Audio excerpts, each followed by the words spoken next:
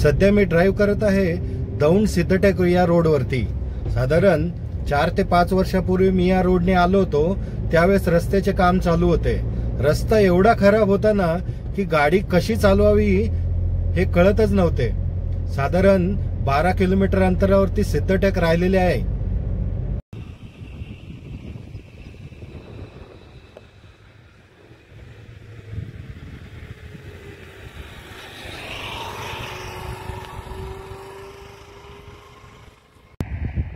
आजूबाजूला जी हिरवीगार शेती आपल्याला दिसत आहे मित्रांनो, त्याचं कारण म्हणजे पाठीमागे असणारी भीमा नदी।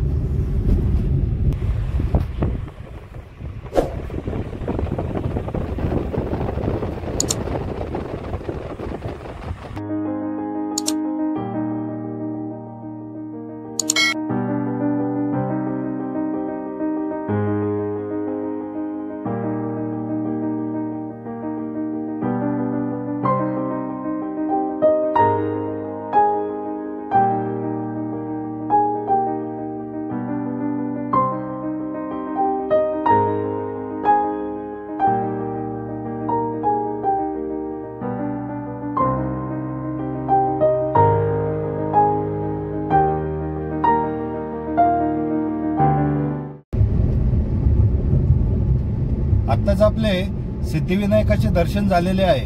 मंदिरामध्ये गर्दी खूपच कमी होती, त्यामुळे अगदी व्यवस्थित आज आपले सिद्धिविनायकाचे दर्शन झाले आहे। मंदिराच्या आवारामध्ये व्हिडिओ शूटिंगसाठी परवानगी नव्हती, त्यामुळे तुम्हा सर्व प्रेक्षकांना सिद्धिविनायकाचे दर्शन घडवता नाही आले। मित्रांनो, महाराष्ट्रातील असे हे रोड चांगले असतील तर फिरण्याची मजा काही औरच। नमस्कार, मी सध्या उभा आहे पेडगाव या गावामध्ये। आपण माझ्या पाठीमागे पाहतात किल्ले बहादूरगडाचे प्रवेशद्वार आपल्याला दिसत आहे। सध्या ते प्रवेशद्वार अजूनही सुस्थितीत असल्याचे आपल्याला दिसत आहे। आणि माझ्या उजव्या बाजूलाच आपण पाहतात एक मारुतीरायाचे मंदिर आहे। चला तर मग पाहूया कसे आहे मारुतीचे मंदिर। या तर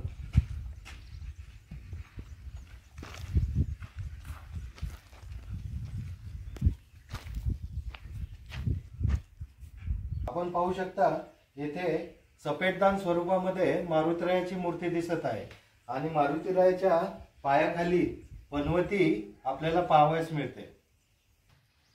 आत्ताच आपण सफेददान मारुतीरायाचे दर्शन घेतलेले आहे मित्रांनो। आता आपण पुढे जाऊया किल्ला पाहण्यासाठी। चला तर मग।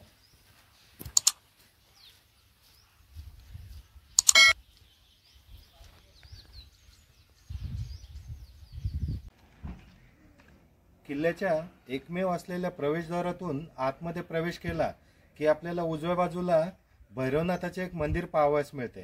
चला पाहूया कसे आहे हे मंदिर।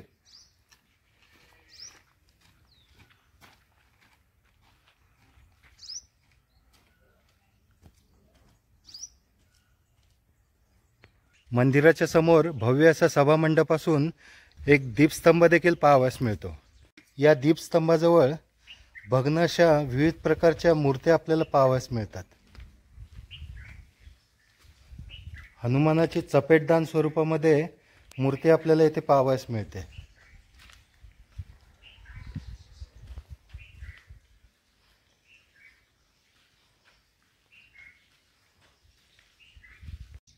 चुडा भरलेला काटकोनामध्ये वळलेला हात, याचा अर्थ ही सतीशिळा आहे मित्रांनो।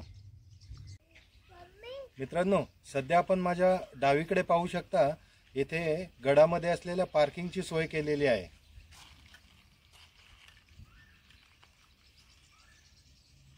पाठीमागे आपल्याला भैरवनाथाचे मंदिर दिसत आहे आणि उजव्या बाजूला किल्ले धर्मवीरगडाचे प्रवेशद्वार आहे। चला तर मग आपण पाहूया कसा आहे हा धर्मवीरगड।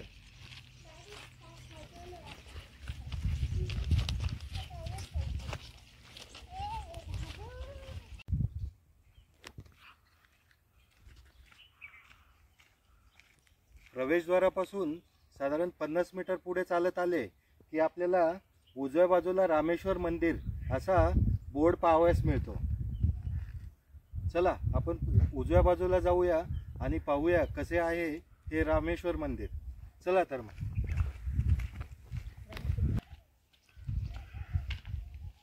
मुख्य रस्त्यावरती जिथं रामेश्वर मंदिर उजवीकडे बोर्ड लागला होता तिथून साधारण 50 ते 100 मीटर चालून आले की आपण या रामेश्वर मंदिरामध्ये येऊन पोचतो.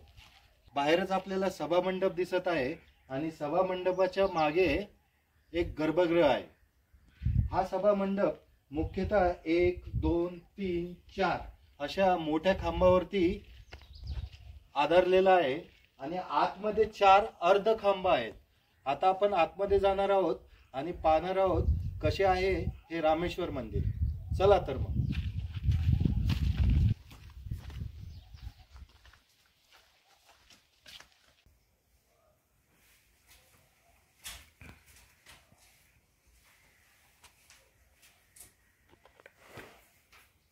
जय शिवशंभो, हर हर महादेव. पडझड झालेल्या अवस्थेमध्ये मंदिराचे छत आपल्याला दिसत आहे. बाहेर एवढी गरमी आहे मित्रांनो, पण या पडझड झालेल्या मंदिरात देखील आतमध्ये बिलकुल गरम होत नाहीये.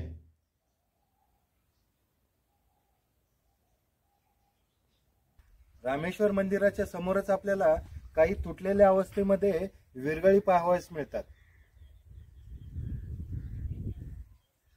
तर इथे चांगल्या अवस्थेतील विरगळ देखील आपल्याला पाहावयास मिळत आहे मित्रांनो. विरगळ म्हणजे युद्धामध्ये ज्यांना वीरमरण आलेले असते त्यांच्या स्मरणार्थ किंवा त्यांची आठवण ठेवण्यासाठी जी शिळा उभारली जाते त्याला विरगळ असे म्हणतात. विरगळीचे वाचन कसे केले जाते ते आपण आता पाहूया.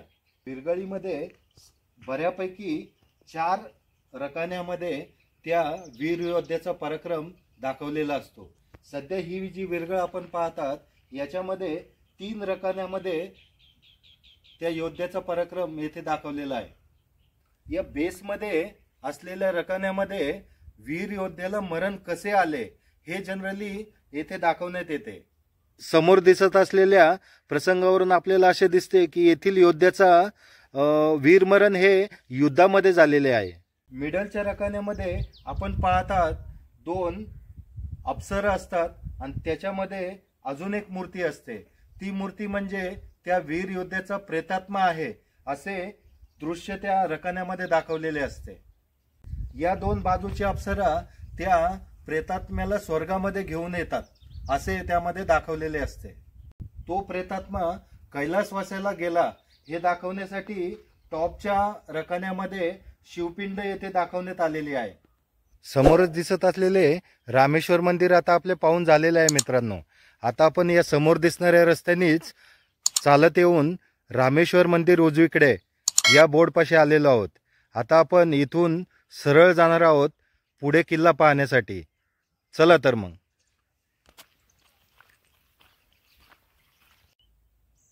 थोडे अंतर चालत आले की आपल्याला मल्लिकार्जुन मंदिर उजव्या बाजूला असा बोर्ड आपल्याला पाहावयास मिळतो. चला तर मग आपण पाहूया कसे आहे हे मल्लिकार्जुन मंदिर. चला तर मग.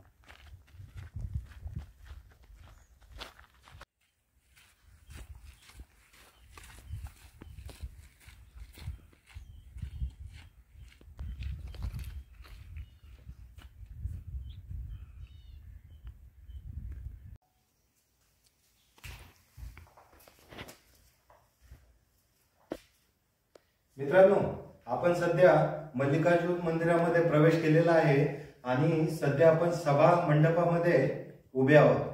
हा सभा मंडप जवळजवळ 1, 2, 3, 4, 5, 6, 7, 8, 9, 10 खांबावरती तोललेला आहे. या सभा मंडपाच्या दोन्ही बाजूला छोटी छोटी गर्भगृह आहेत. मित्रांनो, आपण गर्भगृहाच्या बाहेरच आपल्याला साधारण 3 फूट उंचीची गणपतीची मूर्ती पाहावयास मिळते आणि याच्या बाजूलाच 3 जैन तीर्थंकरांची मूर्ती आपल्याला पाहावयास मिळते. मुख्य गर्भगृहामध्ये आपल्याला एक शिवपिंड पाहावयास मिळते. स्वच्छतेची आणि संवर्धनाची जी काही कामे आपल्याला दिसत आहेत त्याच्यामागे मोलाचे हात असणाऱ्या दोन संस्था म्हणजे श्री शिव प्रतिष्ठान हिंदुस्थान आणि टीम धर्मवीरगड, त्यांच्या या कार्याबद्दल त्यांना शतशः धन्यवाद. आताच आपले मल्लिकार्जुन मंदिर पाहून झालेले आहे. आता चला जाऊया पुढे.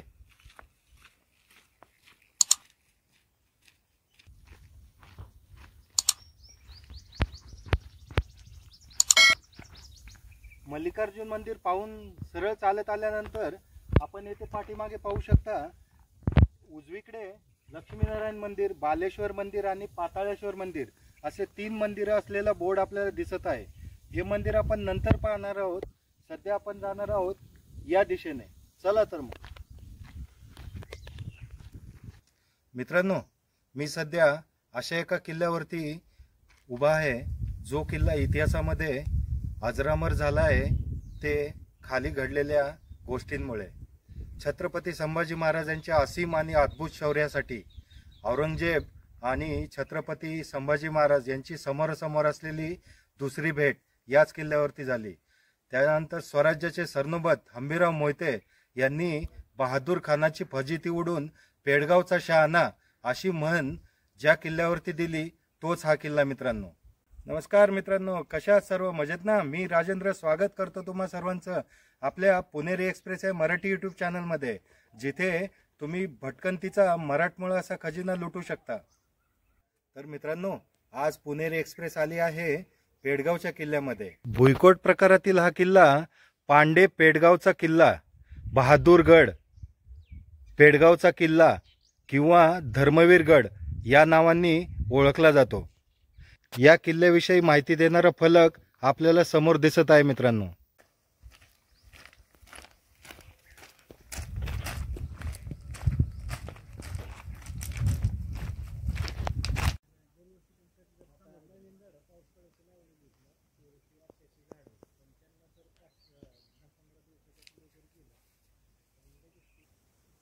नमस्कार मित्रांनो, सध्या आपण उभे आहोत श्री छत्रपती संभाजीराजे शौर्यस्थळ धर्मवीरगड. ही जागा पेडगाव किल्ल्यातील राजदरबारातील जागा आहे. मित्रांनो, आपण माझ्या उजव्या बाजूला पाहतात राजदरबाराच्या प्रवेशद्वाराची कमान आपल्याला दिसत आहे आणि समोरच आपल्याला शौर्यस्तंभ देखील दिसत आहे. मित्रांनो, हा तोच दरबार आहे. मित्रांनो, या दरबारामध्ये मुघल बादशाह औरंगजेब आणि स्वराज्याचे दुसरे छत्रपती संभाजी महाराज यांची समोरासमोर दुसऱ्यांदा भेट झाली होती. पहिल्यांदा भेट झाली होती संभाजीराजे 9 वर्षाचे असताना आग्र्याच्या किल्ल्यामध्ये. तर सर्वप्रथम आपण ह्या शौर्यस्तंभाला आपल्यातर्फे वंदन करूया. मित्रांनो,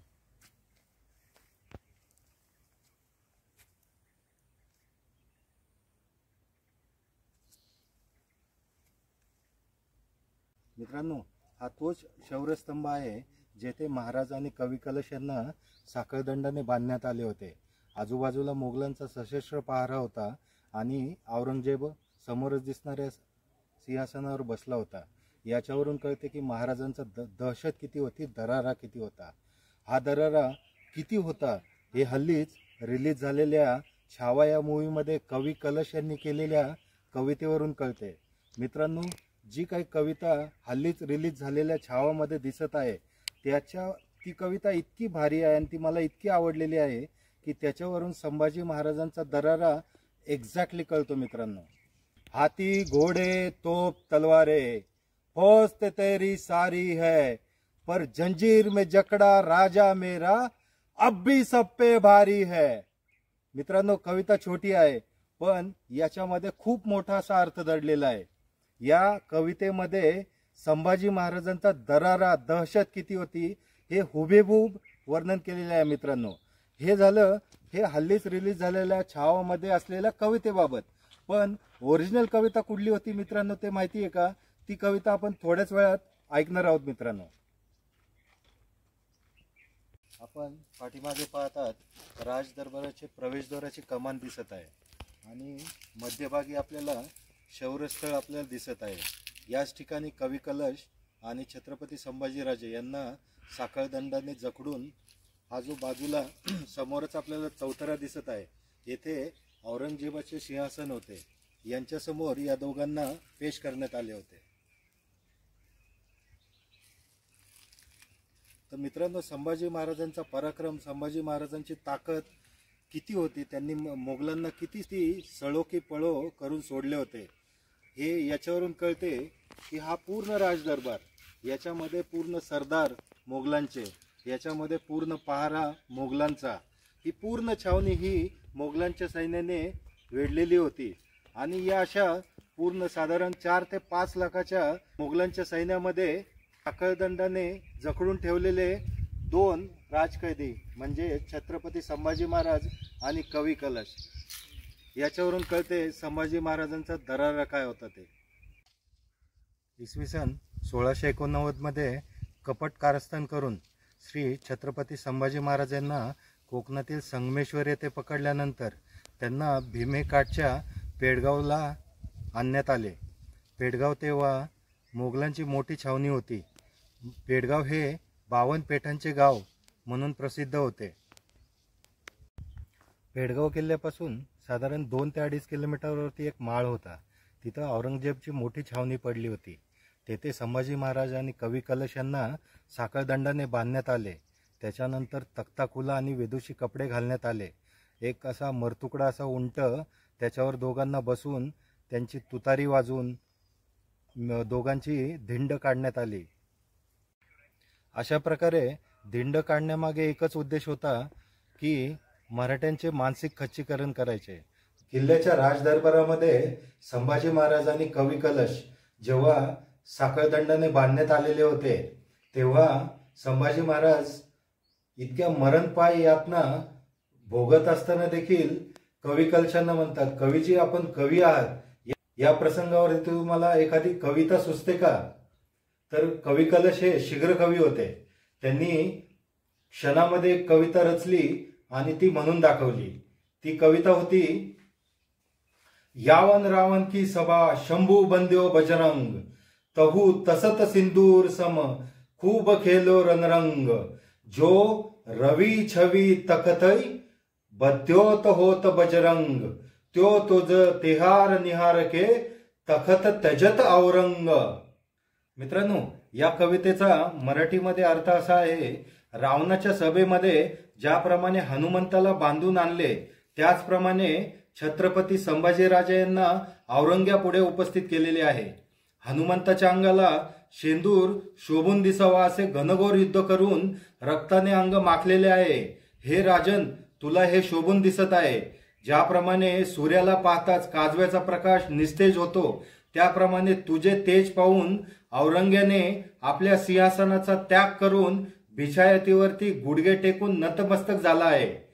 संभाजीराजे शरण यावे म्हणून क्रूरकर्म्या औरंगजेबाने तब्बल 40 दिवस अनन्वित असे अत्याचार केले. क्रूर अशा शिक्षेचा अंमल आधी कवी कलश यांच्यावर व्हायचा आणि मग राजांवर. हे असं करण्याच्या मागे एक उद्देश असा होता की शिक्षेच्या भीतीने तरी संभाजीराजे झुकतील. पण आमचा राजा शिक्षेच्या भीतीने कधी झुकणारा नव्हता, नमणारा राजा नव्हता.